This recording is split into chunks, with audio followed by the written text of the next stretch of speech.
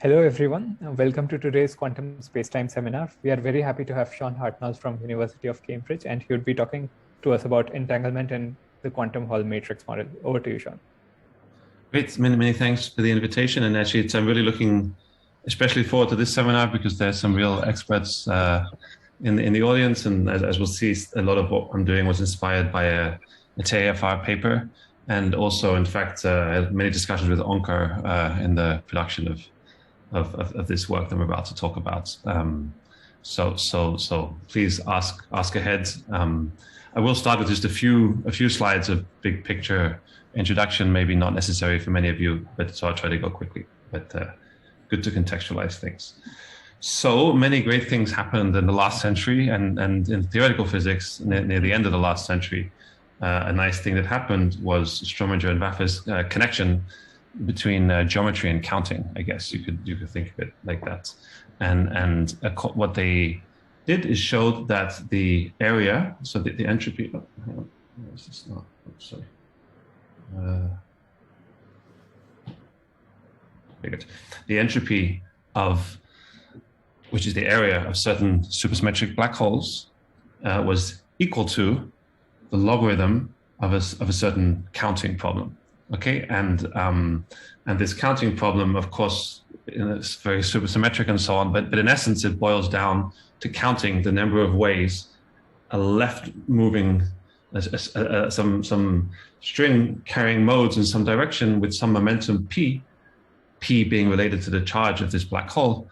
How many different ways can the string carry that charge? It could be in one very energetic quantum, or it could be in lots of little quanta, and that counting problem is a partition of p.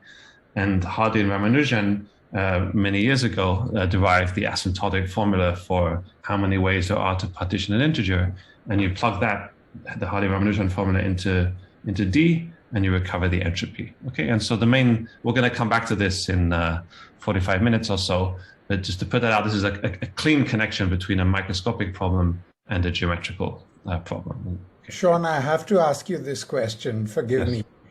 Did Hardy and Ramanujan do this work at Cambridge? Well, you probably know, but I've only seen the film, so. No, yes, I think the answer is so. Yes, but okay. I think so. Yes, they did. Yes, I think so. I think they did. Okay. Very good. No, it's fine. So now, more recently, a lot of interest in entanglement entry. I'll talk a bit more about that in a second. But one thing that the Ryuta-Inagi theorem now perhaps shows is that it's not just horizons that you can associate an entropy to in a holographic context, but also more general minimal surfaces. And so this soap bubble is supposed to represent a minimal surface. And the idea is if you split your space-time up by this minimal surface and you ask about the entanglement between the two sides of the surface, you get sort of what you'd expect to get, which is I should say this is Ryuta-Inagi plus many follow-up works. You get this, the contribution of the quantum fields that are entangled across that slice, but you also get a sort of universal area over 4G Newton term that is a lot like the entropy of black holes, but now associated to a much more general surface.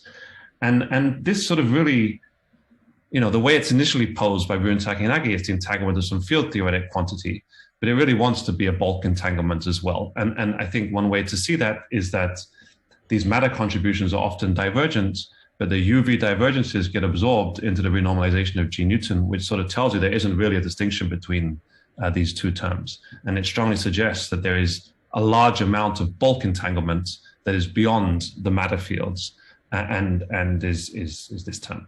And so the big question I think one would like to hope to get some insight on is what is the microscopic bulk origin of this entanglement? And to understand just the nature of the question, if we properly understood this, I think we would gain some universal information about the kind of quantum states that can give rise to semi-classical gravitating geometry. So that's the objective, is to learn about the microscopic state. And in that, you should maybe even learn something about how space-time is actually made microscopically. Now, we'll come back to this in a second too. And now just to introduce one more moving part, let me just tell you a very few things about entanglement. that will be useful for what we're going to do. So, entanglement starts off its life as a very simple thing, up, up, plus down, down, and that's a state you cannot separate. And the obstruction to separating this quantum state into a product state is the entanglement, is the fact that they're entangled. But entanglement becomes extremely useful when we're thinking about many body systems with lots of things entangled. So let's imagine, for example, this is an array of spins, for example, and let's assume they have short range interactions, for example, nearest neighbor interactions or something like that. So for example, interaction might be Si dot Sj for nearest, some suitably near pairs. Now, what does that interaction want to do? Well, depending on the sign, it either wants to make a singlet or a triplet of these spins, both of which are entangled states between these two spins. And so this interaction wants to entangle local spins.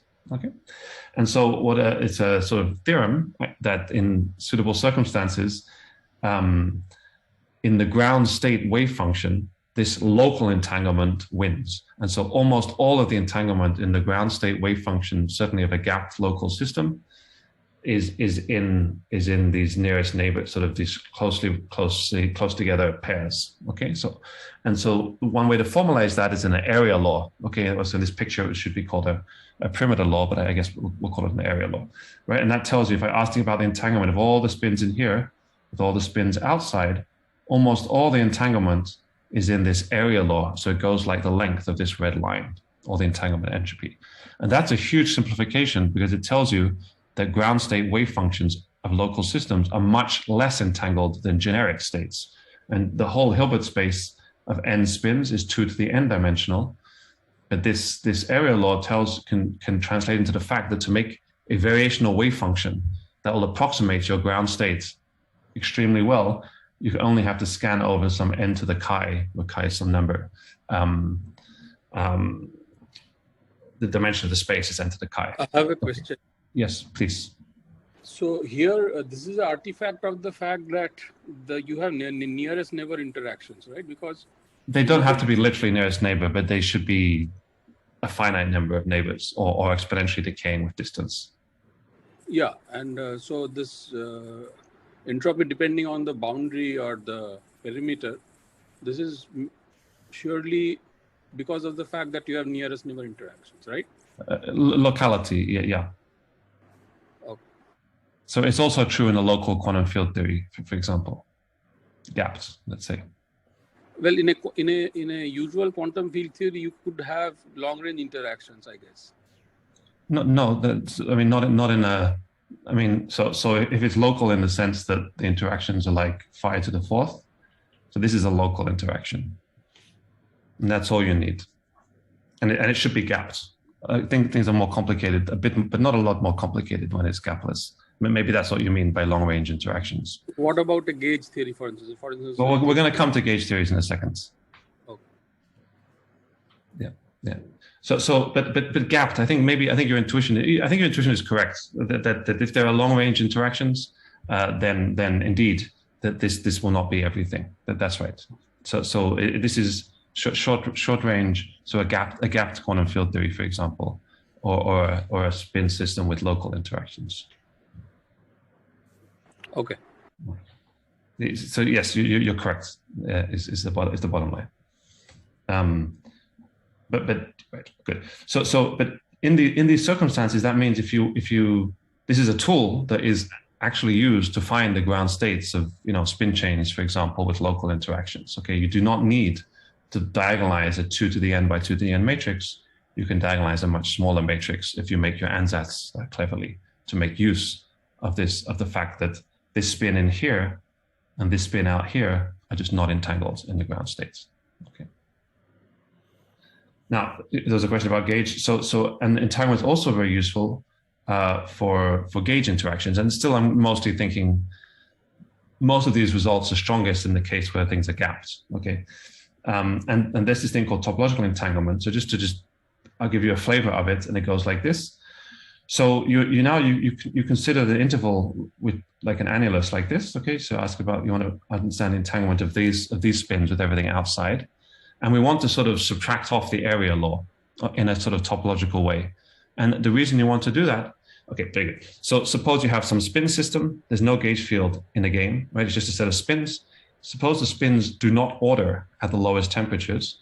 Then you have what's called a spin liquid. And then these are often accompanied by emergent gauge fields. Okay, they might be emergent Z2 gauge fields. Okay, they don't have to be, a Maxwell theory or something. When the essence of an emergent gauge field is that there's an emergent Gauss law. That is, there's certain constraints on the physical states that are non-local. And the reason topology comes into it is that you imagine sort of flux lines that can go through your system, the electric field flux lines, and this constraint about Gauss's law means that all of these little links are actually not all independent, and so the entropy is actually a little bit less than the area. And the way to extract the fact that it's a little bit less is to do what Kitaev and Preskel, Levin and Wen did, and to consider, like, for example, these sums and differences of regions that have different topology, but they're constructed so that the area law cancels out. Okay, and if you do that, you get this term called the topological entanglement, that if it's non-zero, it directly tells you that there's some emergent Gauss law and some long-range constraint in the system. Okay, so the essence is that you subtract off the perimeter term in a kind of topologically sensitive way, and that sort of counts flux lines through your region. Okay, and that can capture gamma. That's not really, that's just a flavor of how it works. Okay, so these are two things. So in fact, you can use this numerically.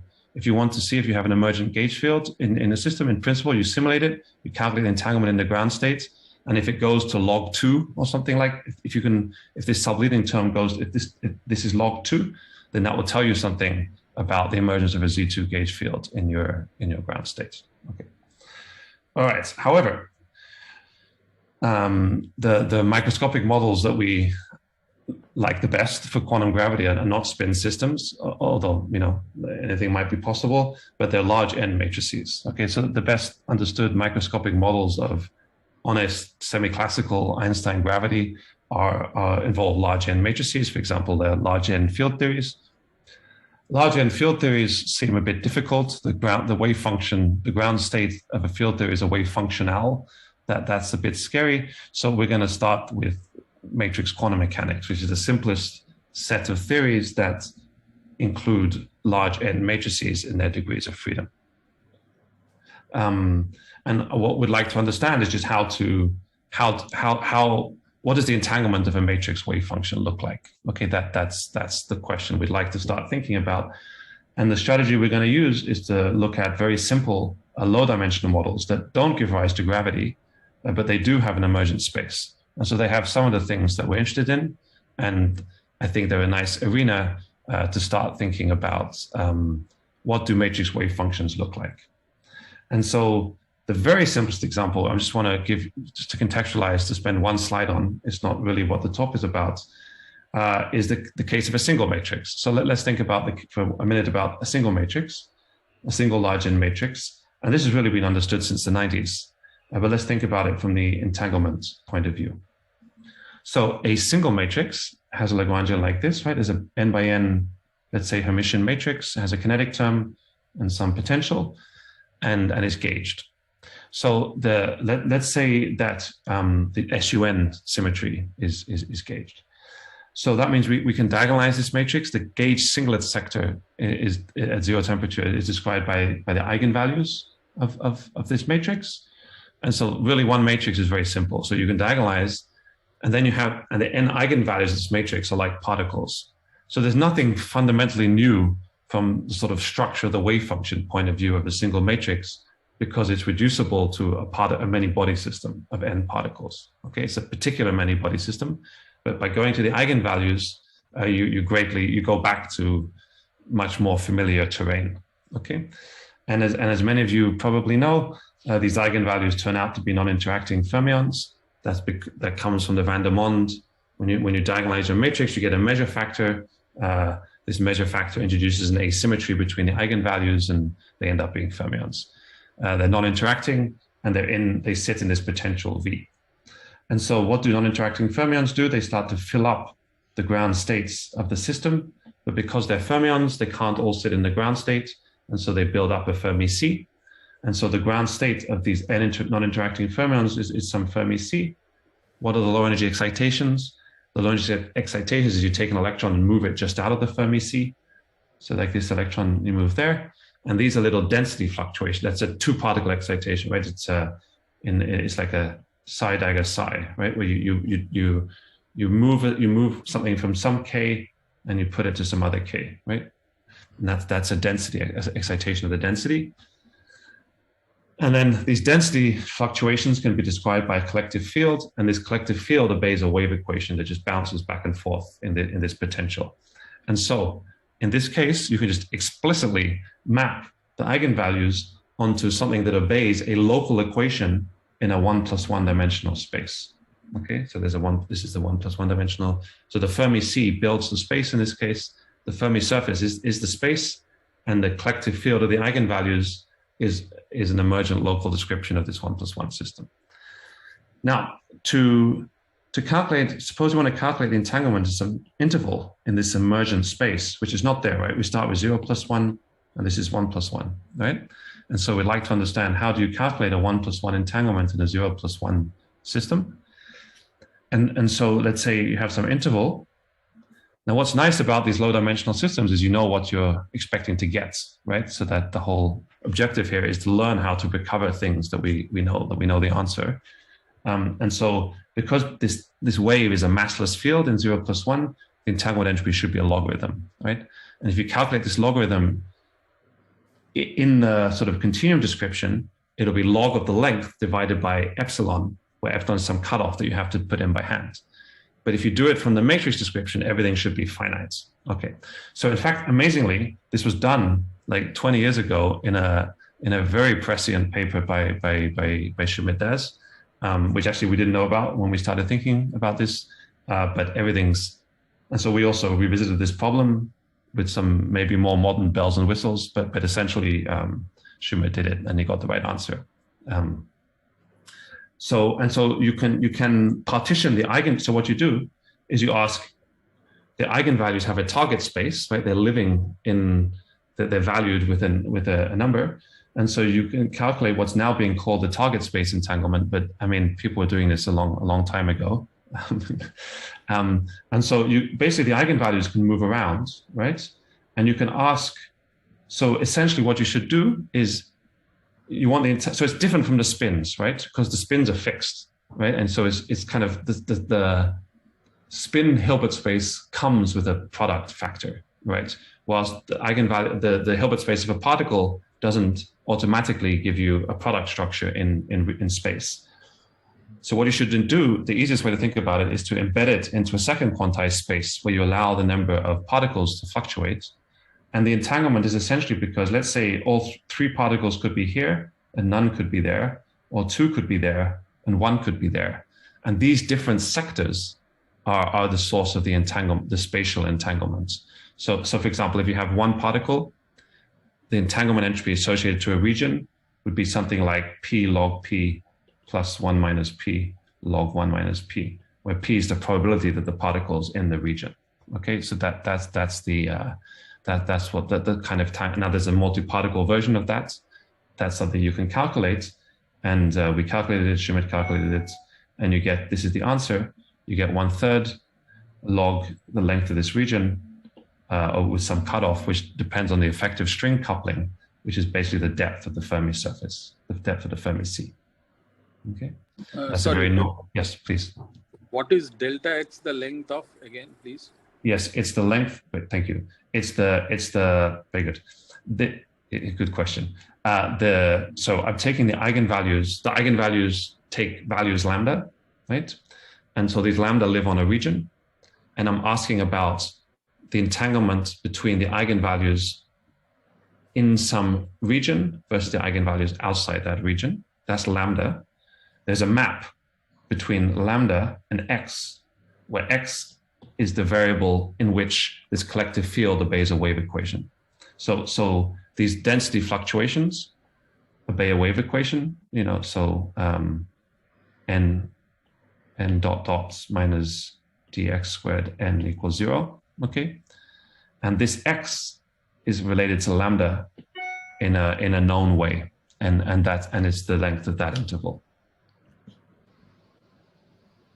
And n is, in terms of lambda, what is n? No, n is not in lambda. Lambda is n is the number of eigenvalues, and lambda there are n. So there's lambda 1 up to lambda n. Okay. So this g depends on n, and it's essentially the depth. It's the depth of this Fermi C at well, actually at the endpoints of the interval. Sean, there's this position variable for the eigenvalue density, and if I remember right, there's also another field which is the genuine tachyon of the two-dimensional. Yeah, wonderful, Shiraz. Yes. So I don't want to spend too long. This is not really what I want to talk about, but indeed, what Shiraz is completely correct. And there's there's sort of 3 steps here. You can map to the 2 steps. You can map to the collective field, and then if you want to get to 2D string theory, there's this tachyon field, and there's a non-local map between the collective field and the tachyon field. And I have nothing to say about that. Could in principle completely scramble up the entanglement. It doesn't seem to, in the sense that this is the right answer. But I do not have anything to say about that. Actually, so the sort of truest way to state it is that what matches is the entanglement of the collective field and the entanglement of the eigenvalues. But for the tachyon, there could absolutely be more complications that I don't know the answer to that. Thank you. And this answer that you presented is correct in the limit that delta x is large compared to something, or is exact? Actually, I think it's exact, but indeed, it's probably you have to be in the weakly coupled region. So which is I forget which side that is, where the dilettante potential is not too big. Thank you. That's right. So there are definitely open problems still in this, especially that final map to the tachyon field is quite interesting. I think. Very good. Can I ask a question? Yes, please. Oh, I guess in your next slide you were going to show something about more than one matrix. Yeah, this whole talk is about more than one matrix. This was just we're going to build on this, but yes. So I think really eigenvalues are not enough. I mean, I talked about an emergent locality, but this 1+1 model is not very local. It's sort of string scale most places, and so we really want to go beyond one matrix. And indeed, the first thing you learn about ADS-FT is you have to take these ND3 branes and put them on top of each other. And when you put them on top of each other, very roughly, we can think of the D branes are like the eigenvalues, and the strings that stretch between the D branes are like the off-diagonal modes of the matrix. Okay, and when you put these branes on top of each other, the off-diagonal modes are important, and we have to deal with them. Okay, and another way to say that is, as soon as you have more than one matrix, you most of the time you have no right to be able to diagonalize all the matrices at once. And if you can't diagonalize all the matrices at once, then you have to deal with the off-diagonal modes. Okay, and so this is where the inspiration comes from. Your very own local people and Schmidt. And they made the following points. Okay, there's of course a lot of things in this paper, but the point that I found inspiring was there's also a second paper, was the following. Suppose you have, even though there is no locality in these matrix quantum mechanics, there is a sort of pre-locality in a sense that the number of matrices is sort of in correspondence with the number of dimensions in your emergent space, right? So previously we had one matrix, and that the eigenvalues became this space. And so because there's this connection between the number of matrices, the matrices sort of want to be associated with different dimensions of space. So for example, in n=4, you could think about the 6 scalar matrices that become the 6 dimensions in which the S5 is living, right? There's a correspondence between geometry and matrices. Then you can do the following, and you have the freedom to diagonalize one matrix, okay, that you have enough gauge freedom to do. And it's natural to associate diagonalizing one matrix with making a codimension 1 cut in your geometry. So for example, suppose you have 2 matrices, you could partition the two dimensions. You think you're going to have 2 dimensions of emergent space. You could partition the x direction. If you want to partition the x direction, then according to these people, what you should do is diagonalize the x matrix and partition the eigenvalues of x. Suppose you want to have a circle, then you write r squared equals x squared plus y squared. You diagonalize r, and you partition the eigenvalues of r. Okay, so your gauge freedom is just enough to you take any function you want of x and y. Of course, up to issues of non-commutativity of the matrices, which may be subtle, but take some function of x and y, set that equal to 0, or however many, right? Or z, doesn't matter how many matrices there are. Take a function of the matrices, take a function of numbers first. This defines a hypersurface. Replace all the numbers with matrices, then you get a big matrix associated to that hypersurface. Diagonalize that matrix and use your gauge freedom to diagonalize that matrix. And that gives you the right basis for thinking about the problem. I think that's my understanding, the essential point that they make, right? You have enough gauge freedom to diagonalize a matrix corresponding to a hypersurface, which is what the entanglement wants to associate with. Okay, so I think that's I think this is correct. Okay, it's good. I think this is a good point. Okay, so let's think. We're going to do mostly. I'll talk about a simple cut in X, but we'll also talk about more general cuts. So now, but this is not the whole story. This is just the beginning, really, because you diagonalize one matrix, but you still have to do something with all the other matrices that are not diagonal. Okay, so say you have X and Y, and say you diagonalize X, so X is the eigenvalues. We have enough gauge freedom to order the eigenvalues as well, okay, because permutations are also a gauge symmetry. So we order the eigenvalues and we partition them, right? So these are all the eigenvalues less than some amount. These are eigenvalues bigger than some amount. That structure is naturally associated to a block partition of all the other matrices. And okay, good. By the way, what is worth taking a minute to think about what the strategy is here. We're trying to come up with the right question. Okay, so if the answer is Ryu Takenagi, let's say, and then the question is, what is the question, right? What is actually being calculated from a bulk point of view from that? Okay, so there's some choices we're going to make as we go. It's not that there's a calculation that we're trying to answer. We're trying to nail what is the natural partition that these matrix systems want to have given some geometric partition in an emergent bulk. Okay, that's so. Okay, so it's worth bearing that in mind. So this block, it seems pretty plausible that all the degrees of freedom here want to be associated to the same size as these. These ones want to be associated to the same size as there. And then the question is, well, what do you do with these off-diagonal blocks? Okay, do they live in both places? And I think this, right. And I think this paper essentially said, well, you put them on one side or the other side. I think, and I think we can refine that a little bit. Okay, so I think the main question, well, there are two main questions. One is how do you actually calculate anything with this, and the second one is what do you do with these off-diagonal blocks? And so in the remainder, I want to show you a certain solvable matrix quantum mechanics with two matrices. Okay, so we can really get our hands dirty with this question. And then given that in that theory, I'm going to compute the entanglement of a certain geometric partition. And the way we're going to treat these off-diagonal modes is going to be inspired by gauge theories. And I know several people in the audience have thought about entanglements in gauge theories. And I should say that this analogy was actually emphasized in this another nice paper by Albion and friend Albion Lawrence and friends a couple of years ago. Okay, but what we're really bringing to this is going to be a really tangible calculation of how these things work. So did someone have a question? Yeah, so what is the rationale for saying that you can have only two blocks or two sets of eigenvalues for the diagonal matrix?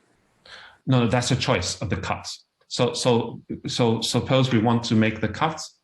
So there's going to be an emergent space, and we're trying to calculate the entanglement in this emergent space by partitioning the matrix degrees of freedom.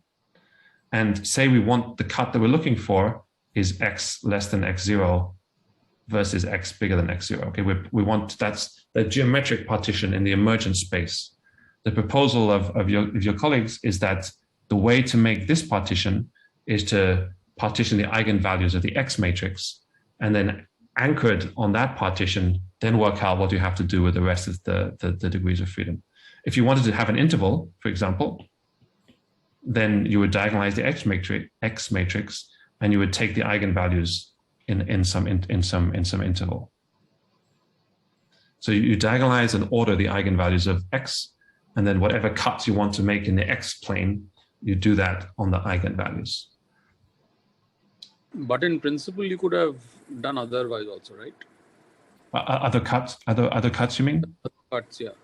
Yes, that's right. So in general, you can take a function of the matrices.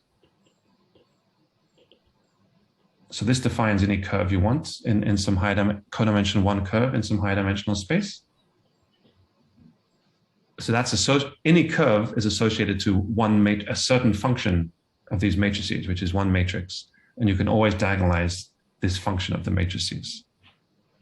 So for example, for a radial cut, you could build this matrix and you could diagonalize that R, and that would correspond to a circle.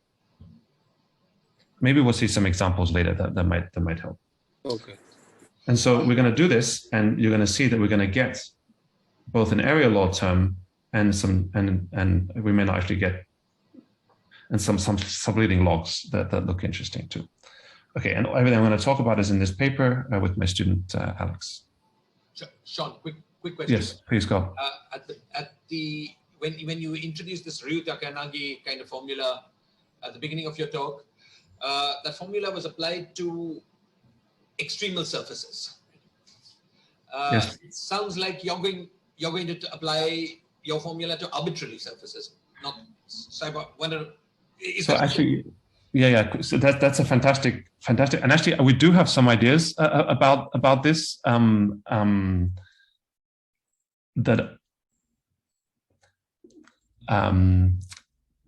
Right. So, but they're not. We haven't quite got them to work. I think this model is going to be too simple to have that kind of structure. But in essence, there's a lot of gauge symmetry in. We're going to talk about gauge symmetries in a second, and the gauge symmetries I'm mostly going to be talking about will be sort of electromagnetic ones. But there are diffeos as well that we're going to fix. Actually, I believe that what's going to happen, and actually this idea was from Ronak, actually, that when you suitably treat the diffeos, that your region is going to get moved around, and there's going to be that step that's going to pick out the. So I think this formalism is compatible with picking out a surface, but this particular model is not rich enough to do that. So meaning, right? So maybe I can come back to that at the end, Shiraz. So this model does have diffeos in it, but we're going to basically gauge fix them, if you like. I think if you ungauge fix them, your region will start moving around, actually, and we'll see that. Thank you. Yeah. The bottom line there is I think the structure is rich enough to include this fact eventually, but not yet. All right, so now let me introduce the model. And so this is called the quantum Hall matrix model, which is an extremely simple, surely the simplest possible model of two matrices. And what's nice about this model is that it's basically topological in the sense that all the off-diagonal modes are going to be pure gauge. There are not going to be, so it's almost just eigenvalues. Okay, you could basically diagonalize one of the matrices, and all that's left of pure gauge is sort of gaugey stuff. And we'll be able to treat the off-diagonal gaugey stuff exactly, and we don't have to worry about any off-diagonal dynamics. Okay, and we can think about these partitions in a very simple setting.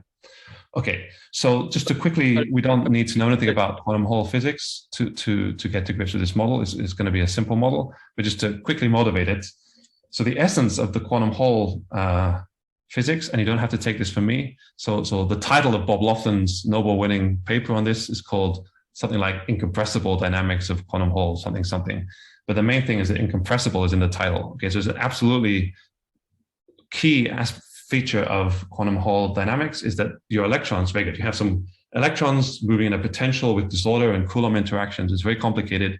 You put them in a big magnetic field and they can go into a quantum Hall state. If they're in a quantum Hall state, there are two important facts. One is that it's gapped, the bulk is gapped, so it's incompressible. And secondly, you get an emergent Chern-Simons. The long wavelength physics is some emergent Chern-Simons theory on the droplets. Now you could ask the following: suppose you don't care about electrons and Coulomb interactions and disorder, but you like Chern-Simons theory and incompressible dynamics. You could ask, what is the absolute minimal UV completion of Chern-Simons theory on a droplet, meaning I want to keep as many of the IR symmetries as possible, but I want to regulate the theory and make everything finite. Okay. My claim is that the quantum Hall matrix model is the answer to that question. It's the simplest possible regularization of Chern-Simons theory on a droplet. And I think this, I mean, Lenny didn't quite say that, but I think that's the essence of his paper. And so let's think of, so very good. So let's think about area preserving, right? So incompressible means that area preserving diffeos naturally acts on this thing, right? Because you push it on one side, it has to pop out somewhere else, right? And so the area is preserved because it's incompressible. And there is a minimal discretization of area preserving diffeos, and that's UN. Okay, so it's known since the 80s from matrix theory stuff that the limit as n goes to infinity of UN becomes the area preserving diffeos of a two-dimensional surface. The version of this that you might be most familiar with is the fuzzy sphere. So let me just very quickly tell you about, just to make this maybe sound a little bit plausible.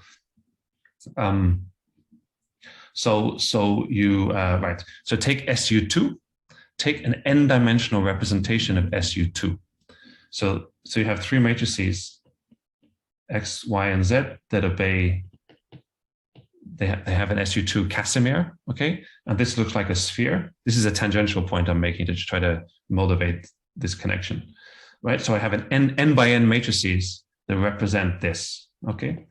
So I can consider the functions of those matrices, any function of these three n by n matrices. And it's known that in the large n limits, these matrices become effectively commuting. And so the functions of these matrices are just functions of functions, commuting functions that obey this constraint. So they're functions on a sphere. So the large n limits of functions of X, Y, and Z that obey the SU2 algebra just become functions on a sphere. And the UN symmetry that sort of commutes with this constraint become the area preserving diffeos.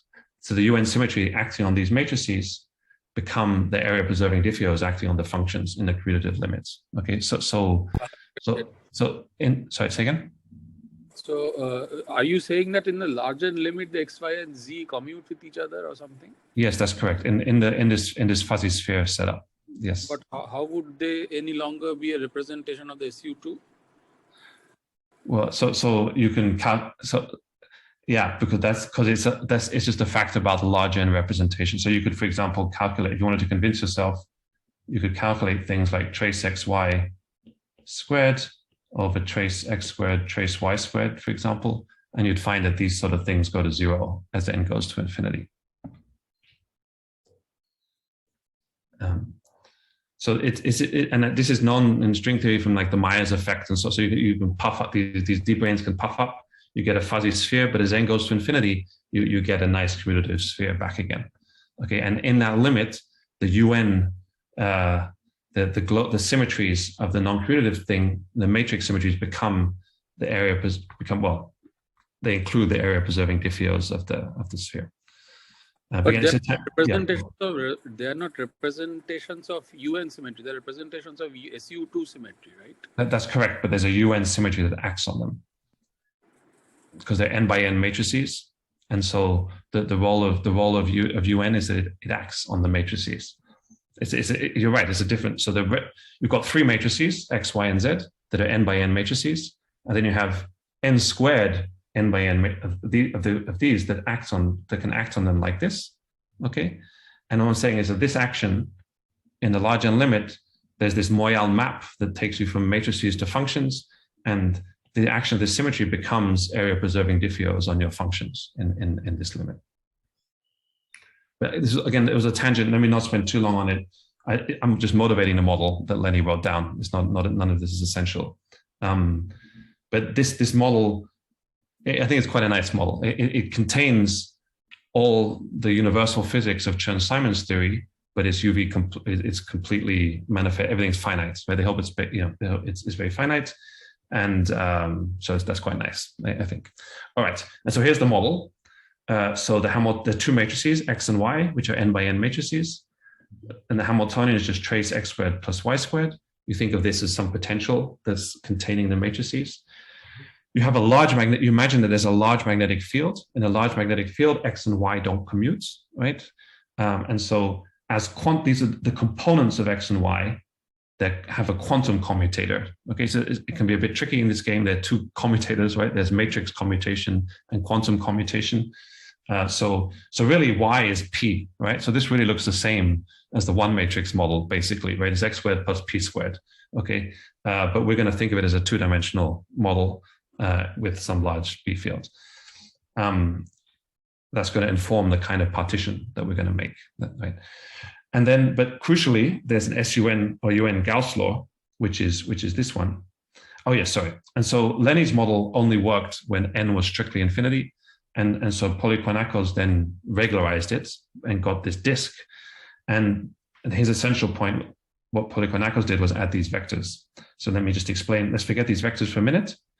And so these are UN generators. And this says there's a UN charge K, right? X, this is now a matrix commutator between X and Y. Okay. And so these obey the UN algebra, just classically, let's think. And now, this is like a Heisenberg algebra, right, for X and Y. And so that doesn't have finite dimensional representations. Another way that you can build a dagger, which is X plus IY, and you just keep raising, right, and it never stops, right? In a harmonic oscillator, you can go up as much as you want, and the space is infinite dimensional. What Polykonakos does is add this is a vector, and this is a projection onto a certain state. And this algebra does admit finite dimensional representations. And so all it means is that you keep raising with A, and then you hit the state psi, and you get projected to 0. And so the sort of the matrices that Z, which is X plus IY, is like the raising and lowering operators. It's just an upper diagonal. It's just an upper diagonal matrix, right? So you have zeros along. Sorry, it's not going to fit there. Let me stick it here. So zeros along the diagonal, and then one. I think two. There's some square roots and stuff, but essentially something like that along the upper diagonal. And the main thing is an A dagger in the harmonic oscillator would have this upper diagonal element going all the way to infinity, right? Because you can keep rising. But here you do the last rise and then you hit 0. And that's the only role of these vectors, okay? Is it picks a state that is going to make everything finite. So this is the highest weight vector of the UN. Let me think about that.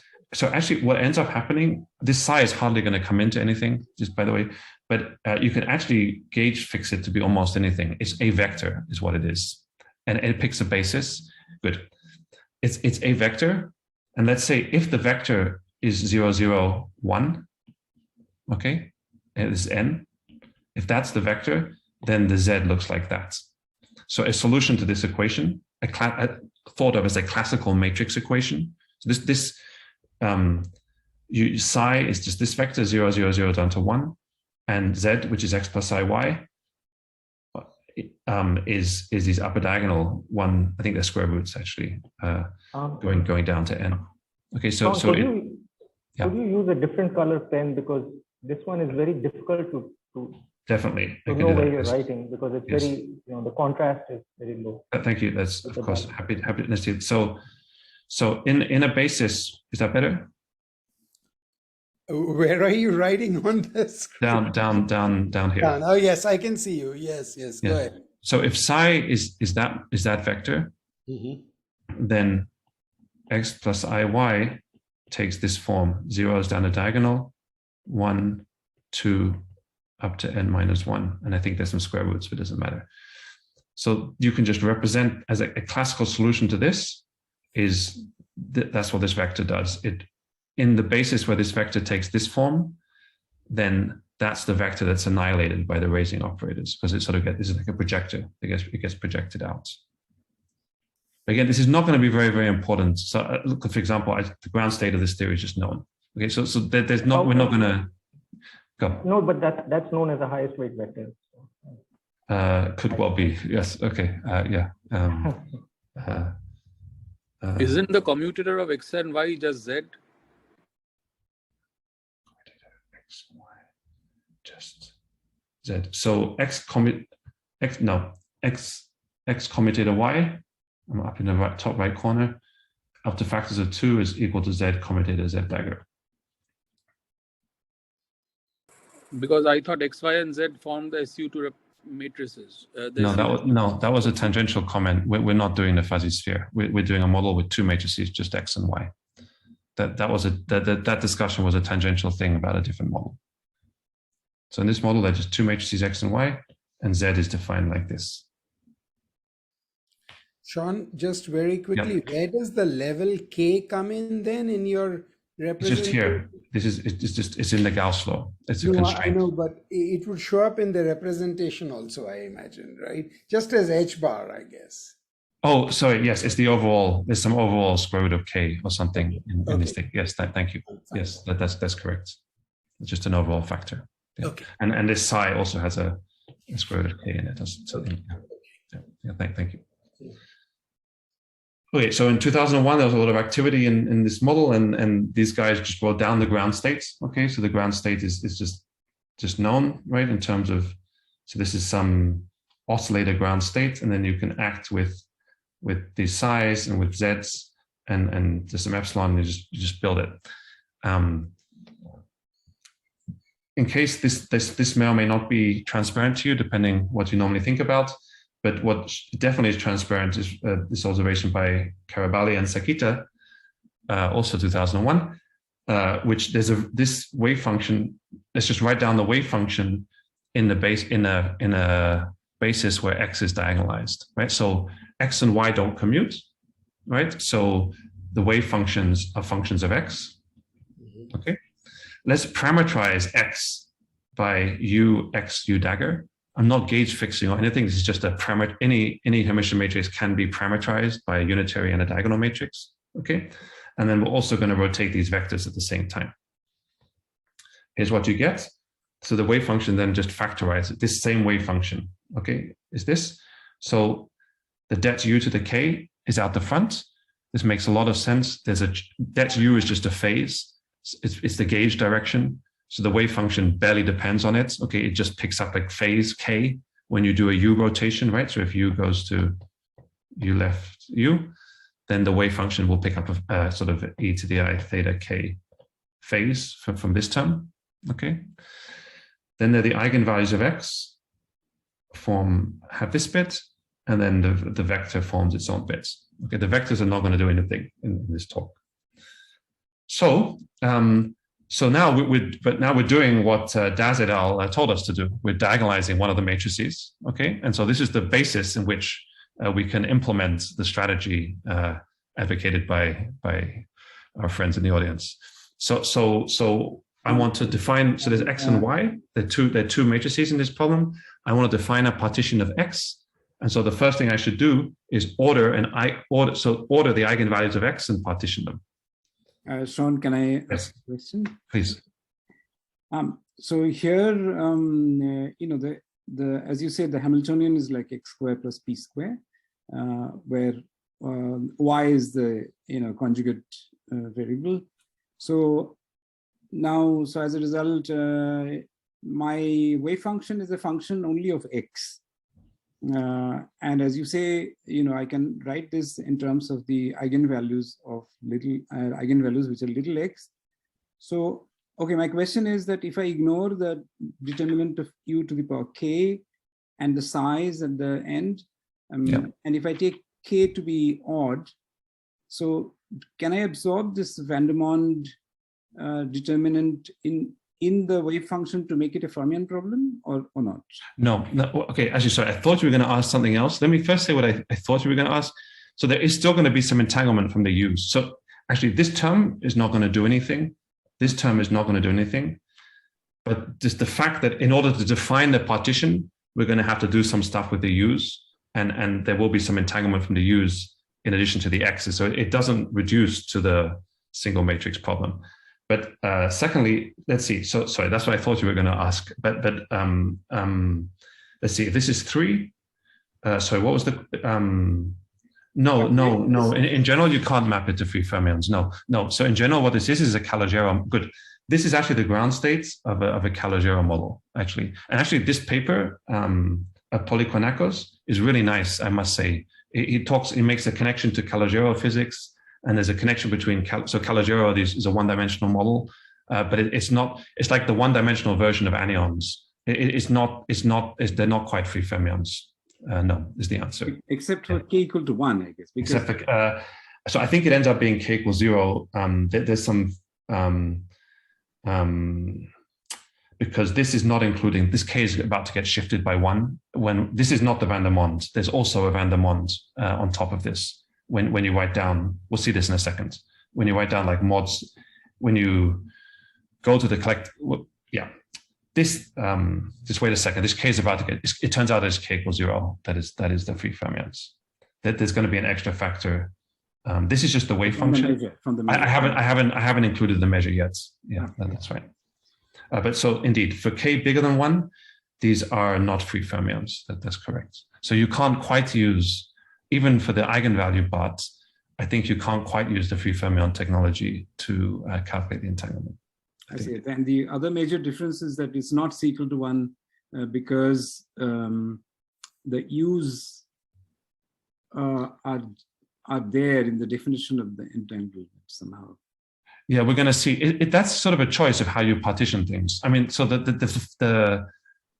let's come to this. Let's come to that. But yes, so it's not c equals 1 because of the k. Equal to 1, there is enough gauge invariance to just put u equal to 1. Yeah, but even there, you know, even so, actually, I should have maybe when Shiraz asked this question earlier, I think there are actually 2 open questions, c equals 1 entanglement. One has to do with the map to the tachyon, but the other one actually has to do with the gauge sector. And it's not obvious. You're always free to set the gauge sector to 1, to gauge fix if you want. But the question is, there might be a richer entanglement structure where you include them. Now here it's going to be very natural to include some of these U's, we'll see. But I believe there's also an analogous thing you could do in c equals 1 actually, including some of the unitaries. But let me come back to that at the end. Maybe I got some. Thank you. Yeah, but it's very close to c equals 1. That is correct. And this model is barely 2-dimensional, right? That's sort of the why. Okay, so the wave function factorizes. Oh no, the time is okay. Right. No, you can take. We are quite lax about time, Sean. So okay, is maybe 10 minutes over going to be okay? I think I can. Let me aim for that then. I've never been in one of these QST seminars which finishes before an hour and a half. So okay, this is a dangerous thing to tell me, but okay.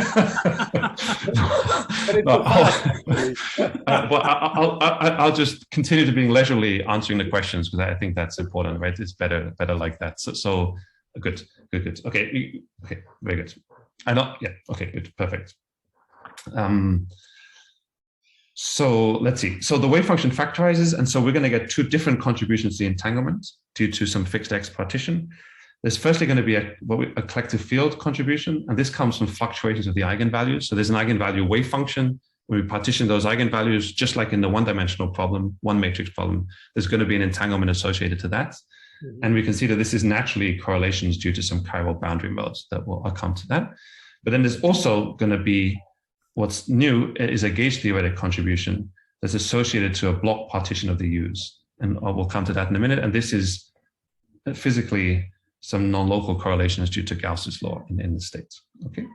And so the picture that if you remember one thing, I think maybe this picture. So X and Y don't commute, so the eigenvalues of X are delocalized in Y, all right? So these gray dashed lines are the eigenvalues of X, okay? I'm not doing the eigenvalues of Z, right? These eigenvalues of X.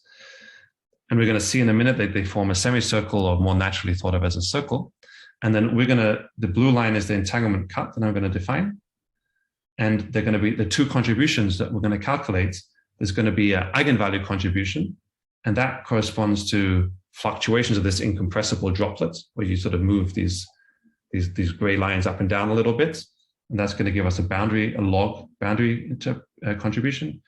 But there's also going to be a gauge theoretic contribution, which they use these U modes sort of off diagonal mode of U can be associated to pairs of eigenvalues. And essentially, we're going to count the number of unitaries that connect eigenvalues on opposite sides of the cuts, essentially. Okay, and that's going to, it turns out that's going to give us an area law contribution that goes like the length of the cell. But I'll be more precise in a minute about that. But yeah, this is an old idea, right? That somehow entanglement should calculate the number of strings going through the cut or something, and it's really precise, microscopically precise here. Okay. Can I ask a question?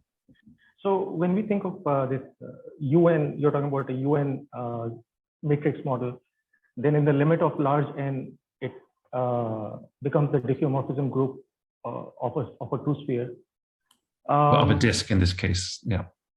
Of a disk, not of, I mean. So I'm sorry if this was confusing. The two-sphere I thought was maybe more familiar to some people, so that's why that's a different model. This one just has a disk. There's no two-sphere. Okay, I mean, you could take two disks and glue them together, no? I mean, there's some subtleties with the boundary and stuff, but right. Okay, yeah. No, so my point is that are we working with an emergent two-dimensional space-time or a one-dimensional space? What is the emergent? Good. So the way we're thinking about it is that there's time was already there, and now there's a two-dimensional space. So it's a 2+1 model. Okay, but the spatial coordinates are non-commutative because of the. Correct. That's right. But they become more and more commutative as n gets large. Yeah. Okay. In this model, by the way, and in more complicated models, probably like BFSS or something, space-time probably, the classical space probably emerges in a more complicated way. But yes, here they become commutative at large. That's right. Okay. Thank you. So in fact, good. That's right. So there are many previous papers showing that the large N physics of this model is really the physics of Chern-Simons theory on the droplets, commutative Chern-Simons theory on a droplet. For example, Tong, Turner, and Dory have a nice paper on that. And actually, they're also again, when you say droplet, you mean like a. That's what I'm asking. When you say I mean this circle. I mean this disk. We're about to see the disk in a second. Okay. Yeah. And sorry, Sean, not to slow you down. Go. That's fine. I mean, you'll tell us more about how you count the gauge contribution to your entanglement, but roughly, is it along the following lines that you embed? It seems to me that you embed your system into a bigger Hilbert space where in general you unfreeze the Gauss law constraint. Of course, the particular state has it, and then you count entanglement in that higher dimensional embedded space. Yes, something like that's right. I mean, yes. I mean, as you know, it's very, very analogous. It's the same. I'm going to try to tell you, it's the same as what you and others have done for gauge theories, but basically, and just the way you frame. I think it is important that everything is gauge invariant at the end of the day, because you reimpose the Gauss, the full system. In fact, the reason that they're entangled is because of Gauss's law. Okay, and I'll come to that in a second. But yes, what you said is exactly. So we're doing. Yes, we're going to do a non-commutative version of this lattice gauge theory type thing. That's really what it's going to boil down to. Yes, that's right. Thank you. I'll make that analogy explicitly very soon. Sorry, Sean, you said this matrix model in the large N limit just becomes pure Chern-Simons theory on a disk? Yes, that's correct. So the only freedom I should think of as living sort of at the boundary of the disk. Yes, that's correct. Exactly. So the eigenvalues of X are basically become their collective dynamics is the boundary modes of the Chern-Simons theory on the disk. And there's no dynamics in the bulk. But what there are in the bulk are gauge transformations. And those gauge transformations mess up your cut. They act across your cut. So to define a partition of the bulk, you need to do something with these. Even though the bulk is pure gauge, if you want to think about a geometric cut through the bulk, you need to do something. So, and this comes back to Gautam's, you have every right that nothing is wrong with just saying gauge fixing at the beginning, okay? Then defining a cut, and then the only entanglement you'll get is the boundary mode entanglement. You can do that, okay? But you can also not do that. And there's another entanglement you can define that includes this cut through the bulk. And there you have to worry about the fact that there are these gauge transformations that do act in the bulk. And the same story exists in Chern-Simons theory. You don't need to do these matrices. So in Chern-Simons theory, you could either, you have a choice about, it's a choice of how refined you want your partition of the system to be. And with you, it is possible to define a more refined partition that captures this purely gauge theoretic bulk. Okay, and so it's something you don't have to do, but you can do, and it's gauge invariant, and you get more information out of it. So just to say that if this was really a Fermi droplet in phase space, then the density in the interior would have been 1. So there is no information there at all. So all information is in the profile of the droplet. I mean, the boundary, the shape of the boundary of the droplet, and the bulk does not carry any information. I mean, in the sense that droplet can be entirely specified by where the boundary of the droplet is, right? If this was really a fermion thing, the droplet would be. Yeah, maybe let's see how it works, and then we can maybe. So that's right. But the number of, that's right. But the number of fermions, right? This height.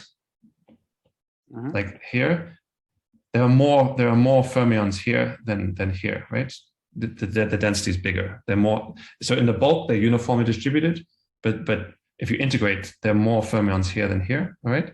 And so that's going to mean that there are, for example, more gauge modes that act on here than, for example, act between here, and so the gauge theoretic entanglement is going to care about this height, because there are more eigenvalues there, and so there are more UNs that act on them. Interesting, right? So these UNs can make, these UNs act on eigenvalues, right? Because you've diagonalized X, right? And so that leads to a block partition of the U's, and and a given unitary has 2 indices, right? And so those are the sort of roughly the pair of eigenvalues they act on, and so the density of the one-dimensional density of eigenvalues is higher here than here. Okay, and that means the action of the UNs is not uniform in the X direction, and that is going to give a contribution to that's why there's going to be an X-dependent entanglement that's going to know about the length of this cut. I think it'll make more sense. Maybe we can come back to that. Let's see. Yeah. So all right. So let's first talk about the eigenvalues. So that's the easy bit. I mean, it's morally the same as what has been discussed already for C = 1. It's a little bit different because of this K that Gautam talked about. And so you can't quite use free fermions. So we use a new method, which I think is a little bit nice. And so I was just but it's not the most substantive thing I want to talk about. But it might be useful for other many body problems. So I thought I might want to tell you. So it's natural to introduce this collective field. So we have a wave function of the eigenvalues XA, there are n eigenvalues. So I'm just thinking about the eigenvalue parts of the wave function, right? And then so you build this collective field N. And so what is N? N has the property that if you integrate it between 2 points, it counts the number of eigenvalues between those 2 points, right? It's the density of eigenvalues. But you can also think of this as a change of variables from the X's to the collective field. It's a slightly strange change of variables because it goes from something finite to a function, but you can do it. And all that means is the measure is a bit subtle when you do this change of variables. But people in the 90s, Chavicki and Daz and Sakita and others did this. Okay, so you can go from the eigenvalues to this collective field. Note that we're not doing this at the level of the Lagrangian. I'm doing it in the wave function, right? I've got a function of these XAs, that's the wave function. And I'm now going to think of this as a function of the collective field. So for example, the term e to the minus XA squared, that is equivalent to e to this guy, right? You do the integral over x, the n takes out the eigenvalues, and this just becomes that, right? So I can just rewrite this sum as an integral over the collective field. And similarly, the term with the k in it, I put the k in the exponent with a log, and that sum becomes this. Right, so the 2 copies of the collective field and a log repulsion. I can put this absolute value in here because I can order the eigenvalues. Okay, the ordered eigenvalues. So this is now the wave function for the eigenvalues. I'm thinking of a wave functional now for this n field, and it's this. And then I can ask, where is this wave function peaked? And so for that, you calculate mod psi n squared, right? And you include some measure factor that you get when you go from the eigenvalues to the collective fields. This measure factor, as we were discussing earlier, it has the effect of shifting this k by 1. Okay, so it's a van der Monde term. And it turns out, as is well known, when you have this logarithm balancing, a logarithmic repulsion balancing a quadratic potential, that this wave function is very, very strongly peaked on this Wigner semicircle distribution. Okay, and that's this half of the droplets. It's natural to think of it as a full circle, but it's half of a droplet. So, Sean, what's the saddle point parameter? I mean, is there a k on the second term also? What's the what? Sorry, tell me again. What's the saddle? No, there's no k here. The k is just there. Is that what you asked? Yeah. So what's the large parameter which? N is good enough. K helps you, but so n is good enough to make this. Sorry, you could rescale. It depends. X goes like square root of n, right? In this. So the radius. Oh, okay. I see. You could scale the n out if you like, and then you get the n over all. Actually, this, by the way, is an interesting point. So this model, if you take k large, the matrices themselves become classical. But if you take n large, without necessarily taking k large, then the eigenvalues become classical. So it's enough. You don't need to take large k, but you can take large k. It makes it even more classical if you take large k, but large n is enough to do this. Yeah, very good. So yeah, it goes like the radius goes like the square root of n. That's a typical thing. Okay, so that's where most of that. This is the classical. So there's no entanglement yet, right? So to look at the entanglement, we should perturb the collective field away from its classical value. All that means is I'm looking at the wave function a little bit off its peak, right? The wave function has some huge strong Gaussian peak on the semicircle, but it has, of course, some width about the semicircle because it's a wave function. And so you can just perturb it and look, this thing is exactly quadratic, right? Linear and quadratic. And so the wave function is just a Gaussian wave function in delta n. There's a lot of non-triviality in the measure, by the way, okay? But if you're doing it at large n, the only role of the measure, you can show it, you have it in the paper, is that this delta n has to be supported on the distribution of n0. So these delta n's have to vanish outside the semicircle. And that's the remnant of the measure term in a large n expansion. So this is a Gaussian wave function now for the fluctuations of the eigenvalues. And you can just calculate its entanglement, okay, using a replica trick and stuff. Okay, and some stuff, but not totally trivial. But so actually, you can show that this wave function is the wave function can be mapped onto the wave function of a chiral boson, actually, by sort of a Hubbard-Stratanovich type trick. But I don't want to go into it because I'd like to focus on the gauge theoretic bits. So in principle, this is just a many-body problem with a many-body wave function, and you can do it. And so, sorry, Sean, yes. Just a naive question. Is there any subtlety with the x1 going to x2 limit in this expression? Because the actual wave function doesn't have that divergence, right? No, there isn't actually. So there are no divergences that show up you don't have to I don't think so. Yeah. Got it. Thank you. Because it's a set of measure zero and it's two-dimensional space, and it doesn't contribute to the integral is finite. Perfect. Thank you. So, yes. Microscopic, the Hamiltonian that you had in matrices as a Hamiltonian for n, does that take a nice form? I mean, can you see from there already that it's free bosons? Yes, I think you can actually. Yes, so yes, that's right. So yes, you could. You could do this Jazjevicki, the collective field stuff. That would go through. That does go through in this Calogero type model, and you. Yes, I'm pretty sure you can land on this wave function like that as well. Yes. Yes, I don't think I've done it, but I'm pretty sure that would work. Yes, that's right. So the remnant, what you have to remember though, once you go to the collective field, is that the modes, so this is another remnant in the measure, these modes are truncated in L. So if you sort of do a cosine expansion of this delta n, like a Fourier expansion, that mode expansion is truncated at L equals n, big N, right? So this is a cutoff in momentum space that comes from the finiteness. Which actually another way you can see this, maybe the actual best way to do this is you can take this model, gauge fix the classical model before quantizing, because this is the gauge invariant part that I'm talking about at the moment.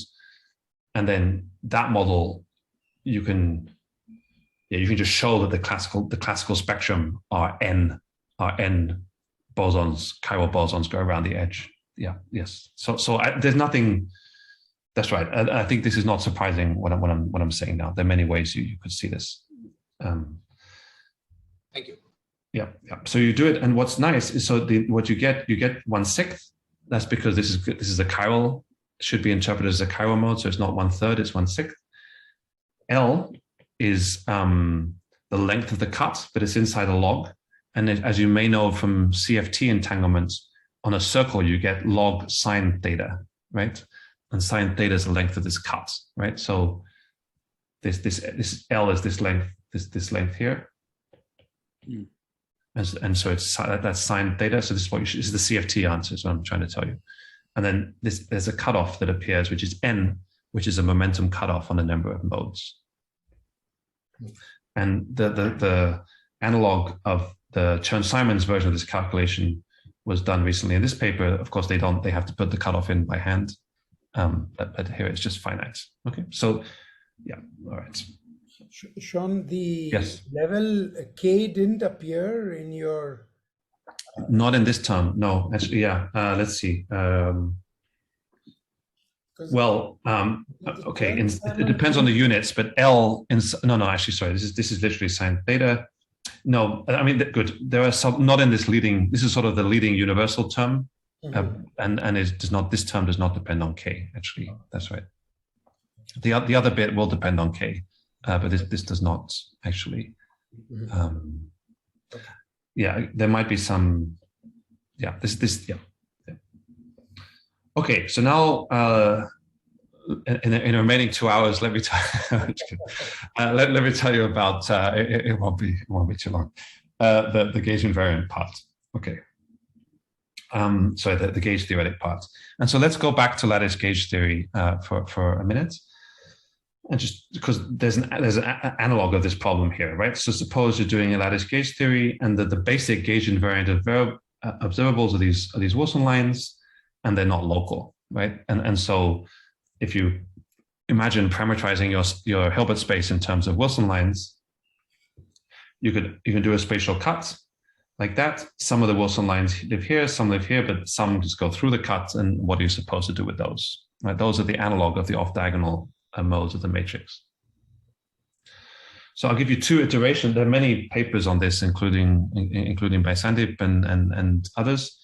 And I think they're roughly iterations on a similar theme. And so I'll just give you a couple of them that are kind of simple. So there's this paper by Donnelly. It's a very low-tech suggestion, really. So we can zoom in on these links that are cut by the entanglement cuts, right? That's really where the problem lies. And so in a lattice gauge theory, the variables live on the links, the holonomies live on the links, and we're cutting the links. Okay, that's the choice. We're not putting the cut through the vertices, we're putting the cut through the links.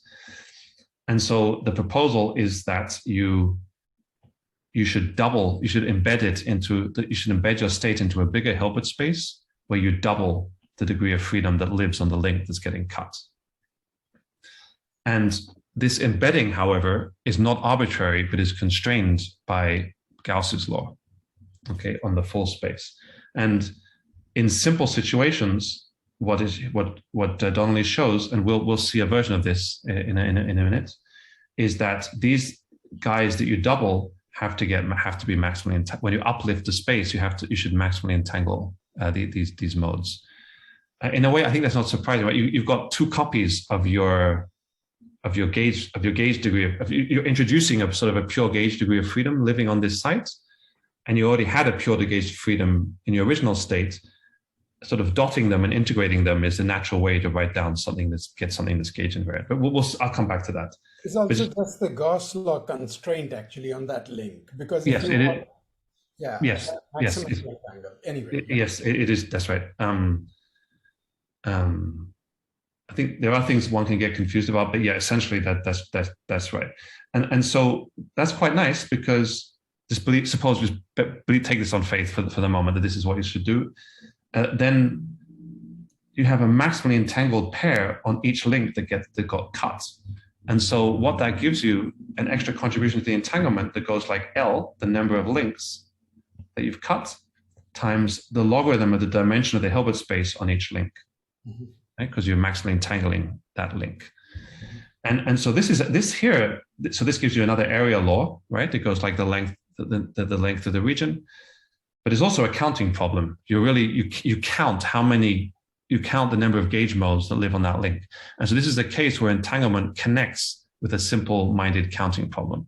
Okay, that'll be useful when we finally make the connection to this Hardy-Ramanujan formula in a couple slides. A slightly more sophisticated version of the same thing is this paper by Donnelly and Friedel. So the idea is that you want to define your cut and in such a way that some of your gauge degrees of freedom act non-trivially on the cut, and the entanglement is basically the phase space volume of the boundary modes of the gauge degrees of freedom that see the cut. Okay, and so how do you find out what those are? Like you want to identify these gauge theoretic boundary modes. And so, for example, in Chern-Simons theory, here's how you could do it. I'm in a gauge, I'm gonna, let's just hit that A0 just imposes the Gauss law. Okay, so we've said that's a 0. This is the Lagrangian, right? So it has an I and a J. This is the Chern-Simons Lagrangian on some manifold. And I just take that integral and I write it as a sum over one side and another side of the same thing. And now we imagine that one observer only has access to these degrees of freedom. And now I'm going to try to quantize just those modes, okay? And so if I quantize those modes, now there's now a boundary. And as you know, in a Chern-Simons theory, you have a boundary. The pure gauge modes that don't vanish on the boundary acquire dynamics, meaning they're going to have a non-trivial phase space. So I do a pure gauge, I consider a pure gauge mode. And if I put that in the Lagrangian of just the left-hand side, I will pick out this term. And this is a time derivative of phi. And so this means that phi now has a conjugate momentum, dt phi, located on the boundary. And then there'll be a canonical commutator associated with that and a non-trivial phase space. In the full theory, the pure gauge modes do not have a non-trivial phase space. The momentum canonically conjugate to a pure gauge mode vanishes by the Gauss law, okay? But if we sort of relax the Gauss law along this cut, the gauge modes acquire dynamics, but they're going to be two copies of these, one on each side. And then we're going to reimpose the Gauss law, and that will maximally entangle these boundary modes. So the point of this construction is to identify what the boundary modes are. And once you've identified them, what will happen is that you maximally entangle them. And so that the information is just about how many of these modes are there. Just bear with me for one second. So the main thing we're going to do, we're going to copy this construction, but for our Lagrangian with a matrix. So I didn't write down the Lagrangian before, I wrote down the Hamiltonian, but because x and y don't commute, it's a first order Lagrangian, right? It's like an x, y dot minus y, x dot kind of term. And you can write that as z dagger, z dot. Okay, this is the Lagrangian. So I'm going to introduce a theta and a 1 minus theta So these trivially cancel, okay? This is the analogous to writing the Chern-Simons Lagrangian as a sum of the integral here and the integral here, right? I pick a certain theta matrix that I'll define in a second, and I split the trace into 2 bits, a trace over one sector and a trace over another sector. Yes, go. Yeah. I'm getting confused when you say you sort of cut, you introduce these, you pretend that there are modes at the boundary and then you do the sum, but then aren't there an infinite number of modes on this boundary? Yes, you would get infinity if you did this in Chern-Simons. Yes, in our case, it's going to be finite though. Right. So you regulate it. So for example, so if you were doing this in continuing Chern-Simons theory, you would have to put in a regulator by hand. And then the answer that people actually quote for entanglement entropies in Chern-Simons theory is after renormalizing, after subtracting this part? No, so right, very wonderful. Yeah, so if you, good. So actually for example, very good. So one way to get this, excuse me for hopping around, one way to get these Kitaev-Preskill-Levin-Wen results is you're on a lattice, you take your Chern-Simons theory, you entangle, you do the counting of all especially the partition function, because all the modes on this boundary, you regulate it, and then you do the subtraction, and then you get this finite universal term left, for example. Yes. So if you're interested in the topological entanglement, for example, you could regulate it. Yeah. But the area law term is physical. I mean, if you have some underlying lattice realization of your Chern-Simons theory, you get. Sorry, I'm going to hop back again. You get this kind of term, right? You'll get. I mean, there will be a length in lattice units that is, it's really there. I mean, that there is this area law term. But that's right. If you want to be in a continuum, you should do this. You should extract the topological term, but if you're not in a continuum, there's also an area law term. Thank you. Yeah. Good. Yeah. So we're going to split up our trace in a way that's analogous to splitting up the integral. Okay. And so I'm going to define a theta in a second, and then I have a theta and a 1 minus theta, right? Again, we're just splitting up the trace over different parts of the matrix. And these are going to be our left and our right degrees of freedom. So the natural theta is we use the structure that Das et al. Taught us to use, which is we diagonalize one of the matrices, and in that, right? So we diagonalize X. So that's and diagonalize and order the eigenvalues of X. Let's say we want to keep the first M of them, and then this theta is the identity in this M block, in this first M block. Okay, so we're projecting on to it's a projector onto the eigenspace of the lowest M eigenvalues of X. Okay, and then I have that kinetic term in the Lagrangian, and so what do we get? And we just plug this in, and so here's what you get for the left one. You get the eigenvalues of X on the left side, times the diagonal entries of Y. So that's just saying the diagonal entries of Y are the momentum conjugate to the eigenvalues of X.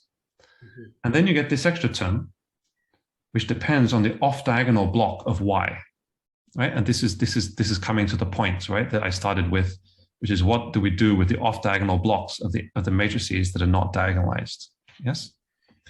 And now if I sum these two terms, they actually become a total time derivative, right? So if I take that, which makes sense, these are going to be pure gauge modes. They're not there in the full theory. But if I just quantize a subset of the modes, and again, this is sort of a trick to find the phase space, I get this term, okay, which is sort of so again, Y, I've got X is diagonalized, and then Y has a Y left, left, Y right, right, Y left, right, Y right, left, yeah? Mm-hmm. And so these terms appear, and they now have a non-trivial phase space. This should be completely analogous to this thing for the Chern-Simons field, right? Where the gauge transformations that didn't vanish on the boundary picked up a phi dot term, and here there's a YRL dot term, okay? And so what I want to do is quantize these modes. I'm going to use this to get the commutator for these modes, build their phase space, and then maximally entangle them with the ones on the other side. What's nice here is that there's Gauss's law. There are different components of Gauss's law. There's Gauss's law that just acts here. There's Gauss's law that acts, right? So Gauss's law completely fixes these matrices. So I diagonalized X. I parameterized X as U, X classical, U dagger. Let me also parameterize Y. So classical, I don't know why we called it classical, but I can also write Y in the same way using the same U's. I'll tell you what this R and left are in a second. So Y is conjugate to a matrix that's completely fixed. So Gauss invariance. So these what I'm trying to say, these off-diagonal terms are completely fixed by gauge invariance up to rotation, up to gauge rotation. They're fixed up to a gauge rotation by Gauss's law. Y is completely fixed in terms of the eigenvalues of X, these vectors, and its eigenvalues. Where does this come from? Look, this is not mystical where this comes from. Remember, what was Gauss's law? It was X, Y plus psi dagger psi equals K, right?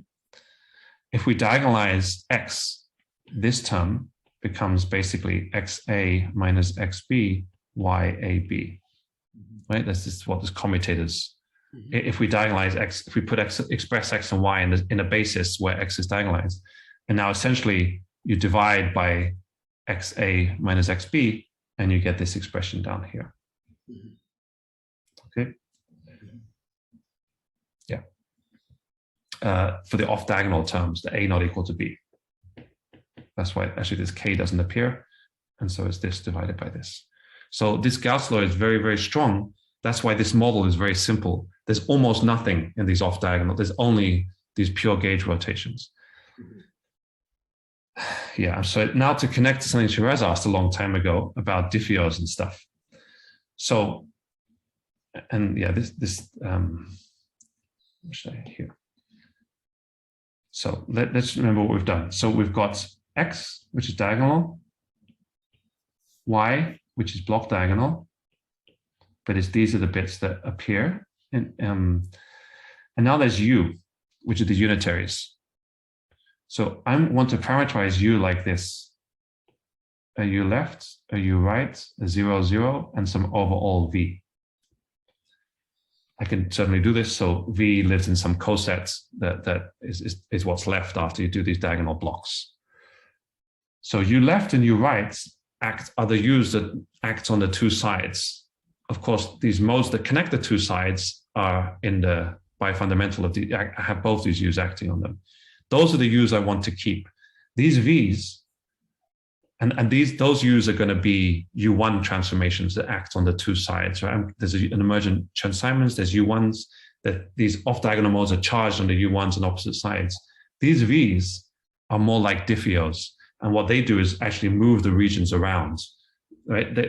And that I want to freeze. So, and remember I told you when you extend this cut, I have the ability, the freedom to gauge fix everything, okay? And then there'll be nothing interesting. So I'm going to ungauge some of the modes, but not all of them. I'm going to keep these V's fixed, gauge fixed to 1. So I'm only going to consider gauge transformations. I'm not considering gauge transformations that mess up the two sides, okay? And I'm allowed to do that because there are no gauge transformations to begin with, okay? I'm ungauging some of them, but not all of them. Okay, yeah. And this is closely connected to the story of diffeos. I think this amounts to gauge fixing. I'm not, yeah, I'm not considering diffeos. All right.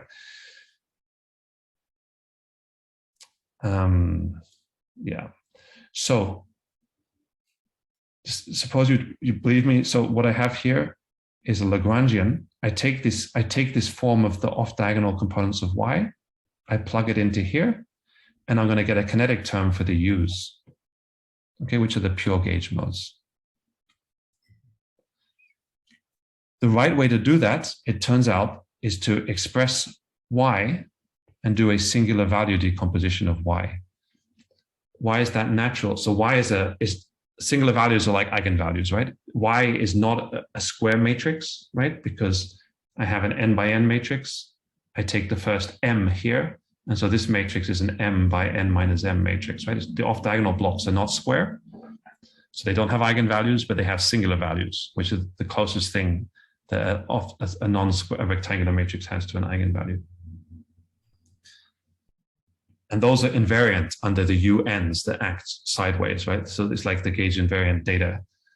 And then these are the singular values that get rotated by the U's, right? So when I conjugate X, when I conjugate Y,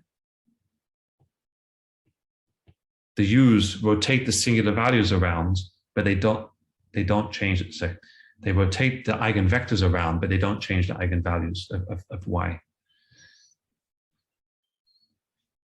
If you plug this into this Lagrangian, you'll find that these psi's are canonically conjugate variables. Okay, they become raising and lowering operators. And so they're this. Yeah, let's check, right? So remember that we had a trace y left, right, y dot left, right. Okay, you plug this decomposition into here, you're going to get a lambda squared.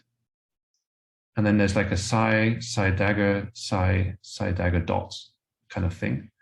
The psi's are normalized, and so you get something like lambda squared, psi dot. And so psi is conjugate to psi dot, and lambda is the commutator. All right, I'm almost there. But they're constrained. And so, okay, what's the right way to think about this? You have these unitaries that are acting on the off diagonals, right? Okay.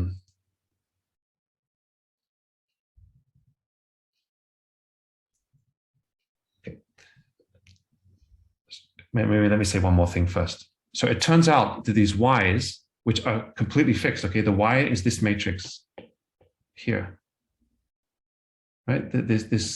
The singular values are the singular values of this matrix, which are just given, okay, by the background. The geometrical background fixes the singular values, and then you rotate them.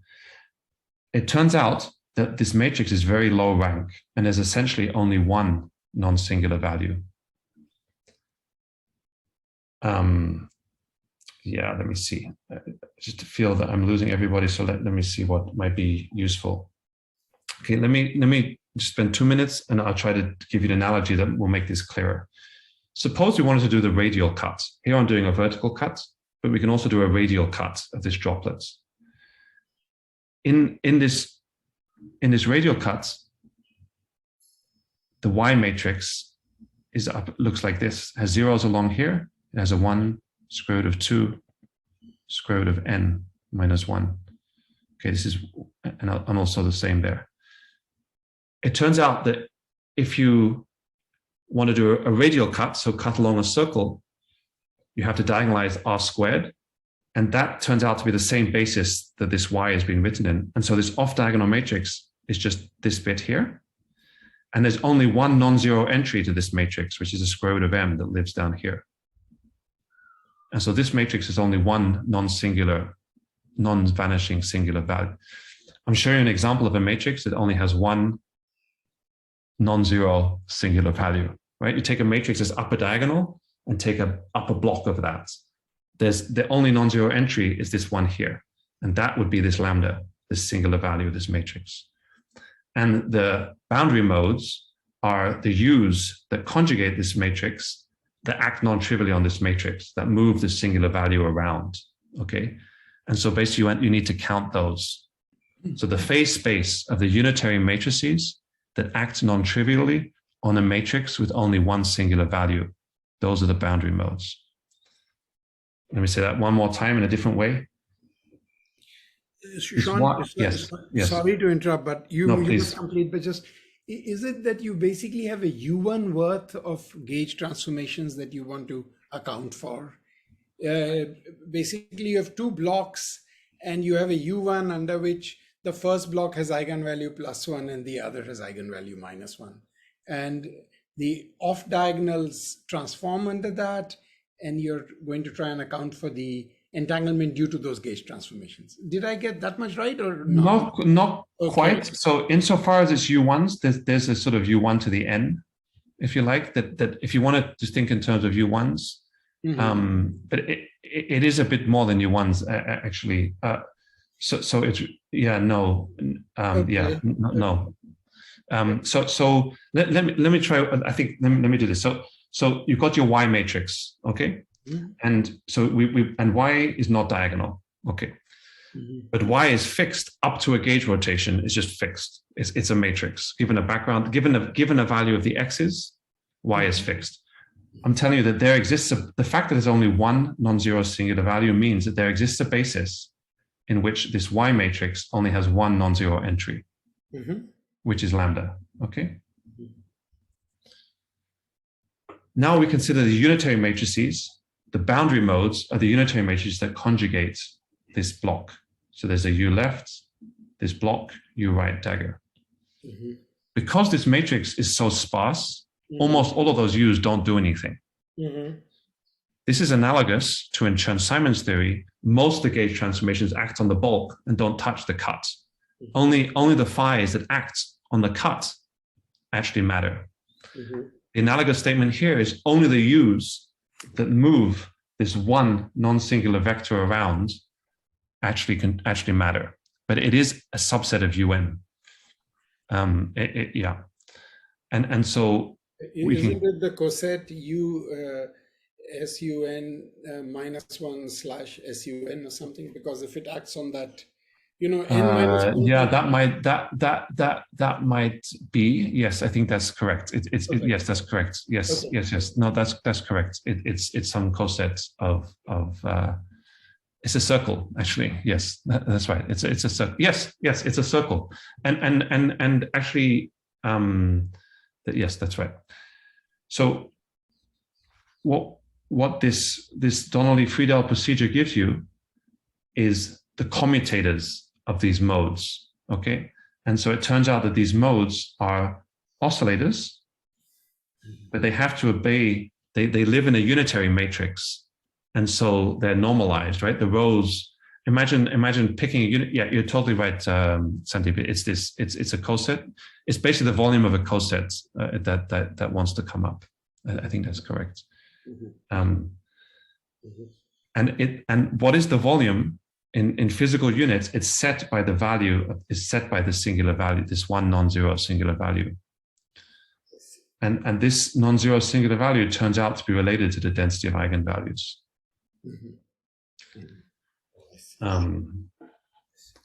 Yeah, and that's, which is actually just this length. And so counting these modes, yeah, turns into a counting. Okay, there's some subtlety. Yeah, you know, I think I don't want to. So I'm just going to say in words that there's a remnant of this permutation symmetry forces these modes to be identical, and so you end up. And so the fact that the matrices are unitary enforces a finite number constraint, and so you end up. The phase space is a counting problem where you count how many oscillators can obey this fixed energy level constraint, and that becomes a Hardy-Ramanujan type problem, which we solved. And okay, we got an answer. So the answer, yeah, okay. So let me just say it one more time. Yeah, I clearly haven't nailed the geodesic explanation of this. So I'll say it one more time. So coming back, the question was, what do? We diagonalize X. Y is not diagonal.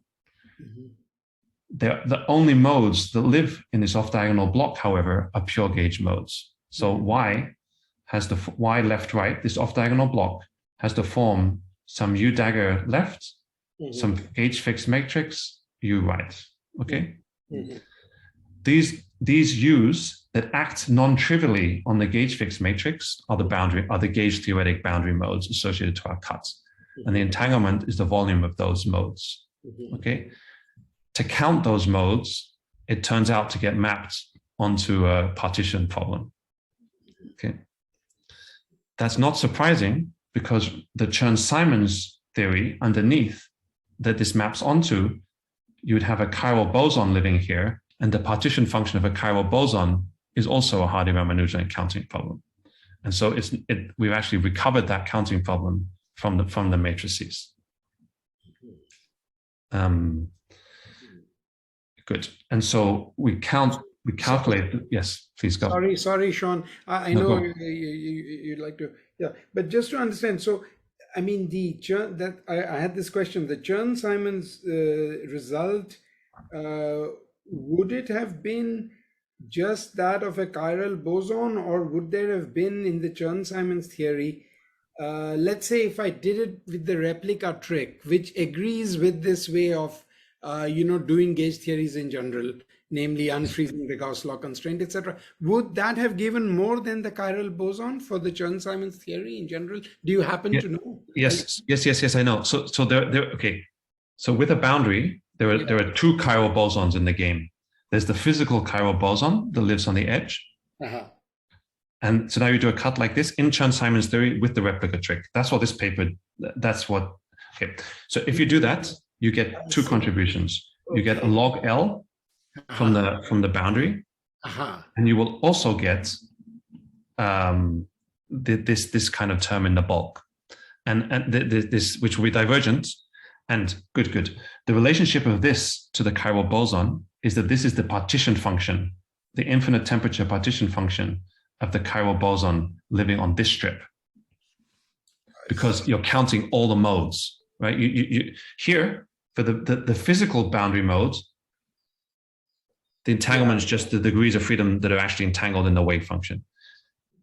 The boundary modes are all the modes of the boundary modes are all the modes of the chiral boson, and so when you count them, you get the partition function of the chiral boson living on this strip. That's what Kitaev and Preskill and Levin and Wen are calculating. It's the infinite temperature partition, so it's divergent, it's UV divergent, the infinite temperature partition function of a chiral boson on the strip. And that's also what we're counting. That's what is given by the partition. But the infinite temperature partition function of a chiral boson is just the partitions, because the eigenvalues are just integers. Okay, that should be the topological contribution. You're right. Yes, you extract it from. You have to do a subtraction, but it comes from that. That's exactly. And you have to be careful with zero modes and stuff. So actually, this is not. You do not get the topological term. It's hidden in these dots, but we're getting a UV regulated area law term, the first term. I see. Okay. Yeah. So once again, so in Chern-Simons, the entanglement on a disk is the boundary modes plus the infinite temperature partition function of Chern-Simons of a chiral boson along a strip. Yeah. Okay, and that's the analog of these two terms that we're calculating. And Sean, is the point that the topological contribution is not universal here because of the log divergence? Right. Well, so Ankur and I have had many discussions about this topological term, and so there's two I don't know which of the following two is true. One is that it's not there because we don't have a local UV completion of this model. It's a non-local, it's a matrix model. But also the accuracy with which we have done the calculation just does not capture these subleading terms well enough. So we just don't know if it's there or not. I see. Thank you. That should be answerable. I see. So this model is not known to be exactly equivalent to Chern-Simons on a droplet, is it? It is. So actually, my current suspicion is that this term is there, but I'm just saying it's not 100% obvious. So it is true. So the following is true. So yes. So what Tong, Turner, and Dory showed is that the partition function of this matrix model, and actually they did even more. There are non-abelian versions of this model where that give you Westerminer-Witten things instead of just chiral bosons. They showed that the large N partition function is equal to the partition function of the Westerminer-Witten model at large N. So they are equal. This is a more refined question about spatial cuts, right? And so it's not totally obvious that it also works for these entanglement cuts, but it probably does, I think. Okay. Yeah. Okay. But just to connect to what you guys thought about in terms of dealing with the off-diagonal modes, this is the simplest possible setting because they're pure gauge. I guess the first thing you could do is throw them away, and there's nothing wrong with that. But if you want to put them back in, this is the simplest setting in which to. Yeah, it seems like so. I'll have to understand your calculations now better, but we had just in terms of defining subalgebras, there were two: one which kept them, one which didn't, and I think you're emphasizing the importance of keeping them. I think. And I think that's the right. Yes, and to be fair, I must say I hadn't. Albion Lawrence's paper, I think also that's the point that they're making. Yes, I think the gauge theoretic ones you should definitely keep. Yes, I mean also it's very plausible that this Ryutake-Nagi term is something gauge theoretic. I mean, it seems to be connected to diffeos and stuff in the bulk, and so I think now. What do you do when there are also dynamical degrees of freedom living in these off-diagonal guys?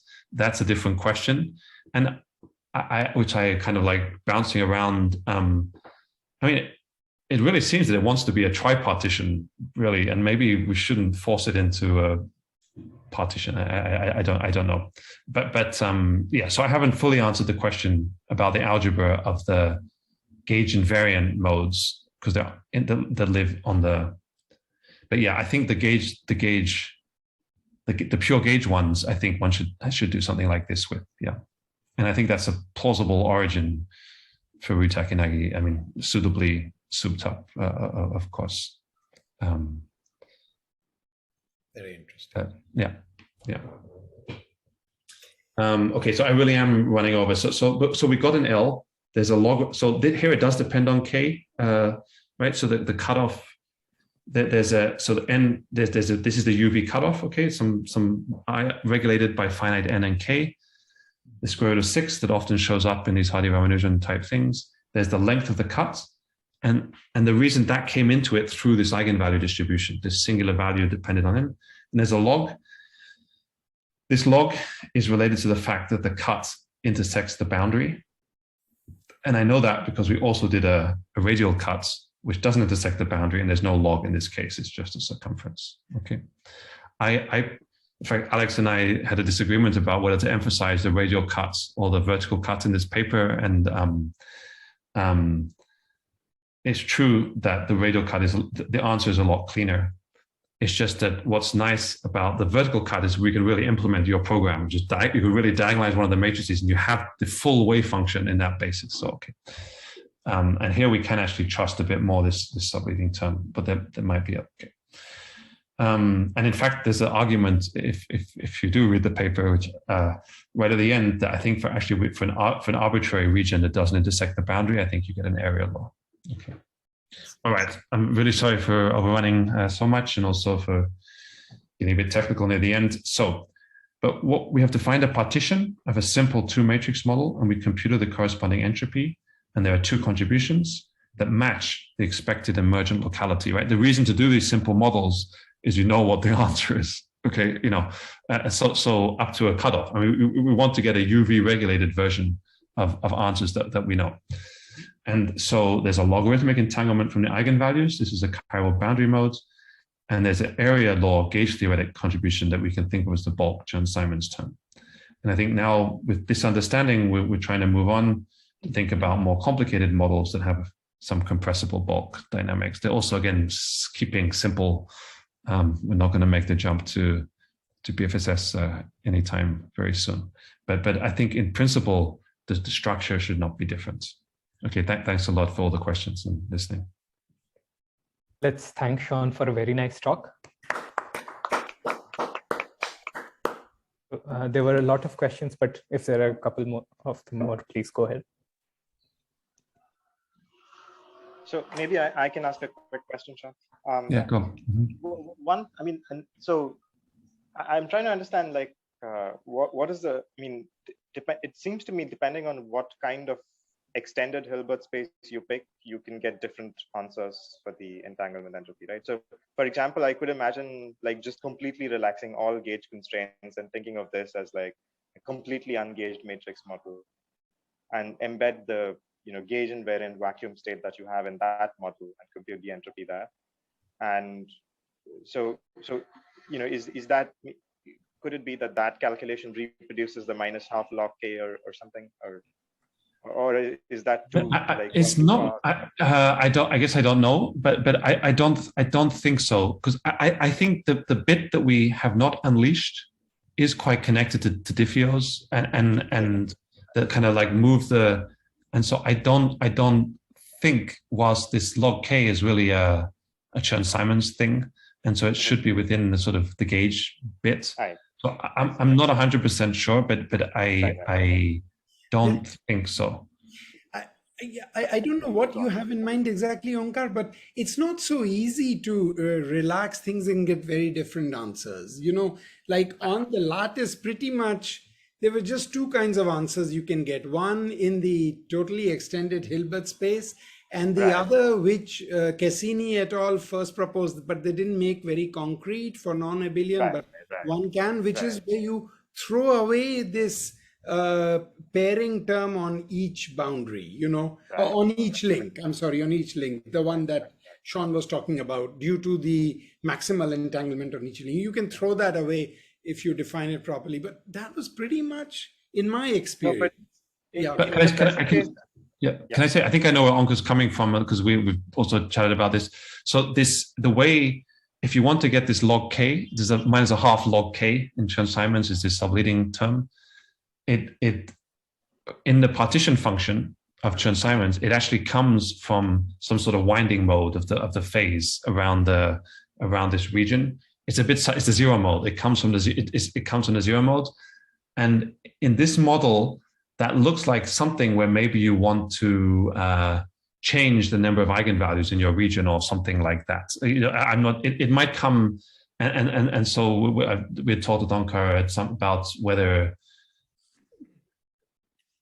it looks a little bit outside the counting problem that I talked about, and so something else might need to fluctuate. But I think the wave function should do it for you once we understand the wave function a bit better. But it's true. This topological term comes from. I learned this from Onkar, I should say. So when you write down the partition function of the chiral boson, there's a term that is the sum over the modes, over the non-zero modes. But then there's also sort of an integral over the sort of the winding. There's a winding mode. Let's say you've got a circle. You're doing it on a circle.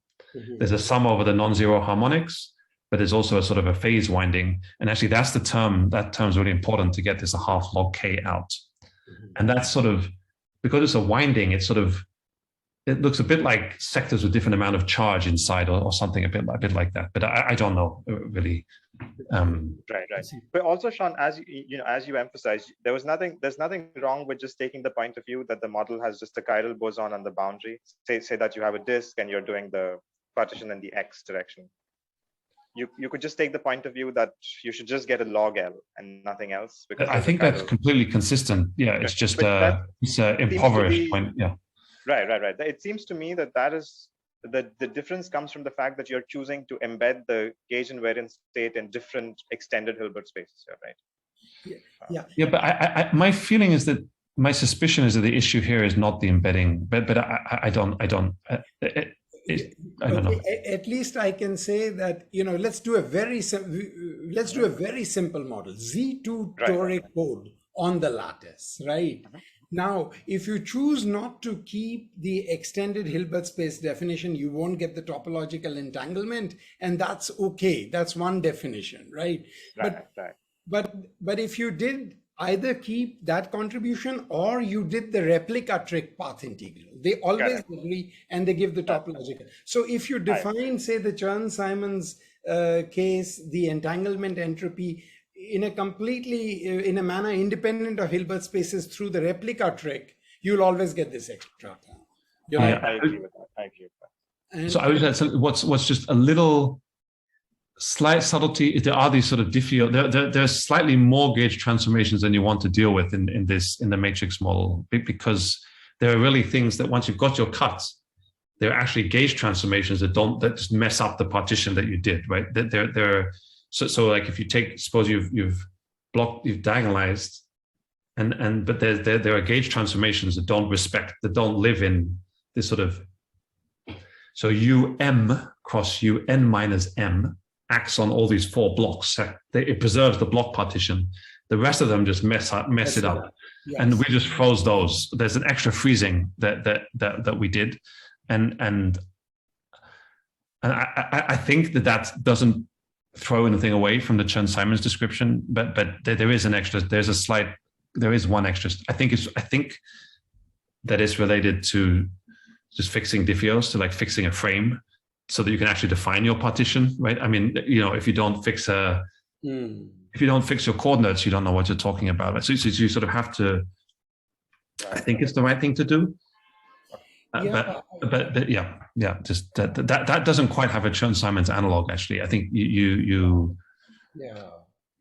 Yeah. Okay, I understand. Right. Okay.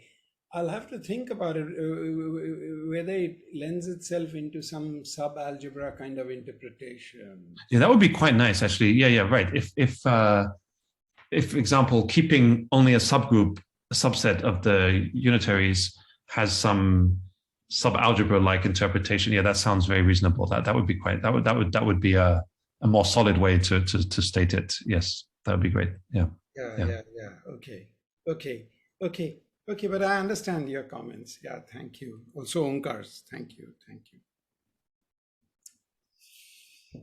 Okay, so maybe we can free Sean now and thank him again. I'm happy to chat with you guys. It's very enjoyable. Yeah, no, it was great. Look forward to hearing about your subsequent work, and also we will try to think more after this talk, especially, and look forward to being in touch. Yeah, that sounds great. Yeah, I think there's a really hope for the future in this direction. So don't give up. You're the only one who has read our paper, so it's nice to hear that. No, it's coming. I tell you, you're just ahead of the curve. So this is okay. The world isn't there yet, but they will be. Yes. Okay, very good. Thank you.